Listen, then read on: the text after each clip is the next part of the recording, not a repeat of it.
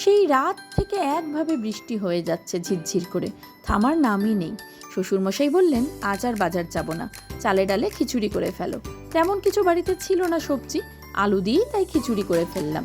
চাল নিলাম 300 গ্রাম, ডাল নিলাম 200 গ্রাম।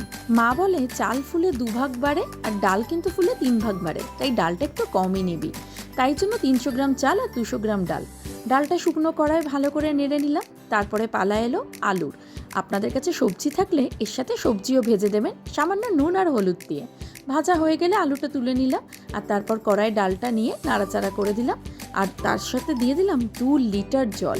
একেবারে জলটা একটু বেশি করেই দিয়েছিলাম।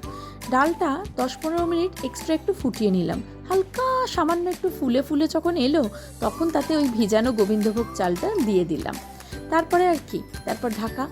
চালে ডালে বেশ সুন্দর করে ফুটে বেশ গাঢ় গাঢ় একটা টেক্সচার যখন হয়ে গেল, তখন ওতে দিয়ে দিলাম পরিমাণ মতো নুন আর হলুদ। তারপরে ওই ভেজে রাখা আলুটা দিয়ে দিলাম। আপনারা যদি এর সাথে কোনো সবজি দেন, সেই সবজিটাও এই সময় দিয়ে দেবেন। এরপর দিয়ে দিলাম কিছু কাঁচা লঙ্কা চিড়ে খিচুড়ির মধ্যে, আর দিয়ে দিলাম মিষ্টি। এরপর খিচুড়িতে ফোড়ন দেওয়ার পালা। তার জন্য একটা ছোট কড়াতে ঘি নিলাম, ওতে তেজপাতা, জিরে, শুকনো লঙ্কা ফোড়নে দিলাম, আর দিলাম আদা বাটা আর জিরে, ধনে, গোলমরিচ বাটা। মশলাটা ঘিতে ভালো করে ভেজে তারপর এই খিচুড়ির কড়াতে ঢেলে দিলাম, আর তারপর ওপর থেকে গরম মশলা এবং ঘি ছড়িয়ে দিলাম। ব্যাস, গরম গরম খিচুড়ি রেডি গোবিন্দভোগ চালে। খুব সহজ পদ্ধতিতে বর্ষার দিনে কিন্তু এই খিচুড়ি, আলু ভাজা, বেগুন ভাজা, ডিম ভাজা জাস্ট জমে যায়। এরকম বর্ষার দিনে তোমরাও বাড়িতে বানিয়ে নিও। ভালো থেকো সবাই।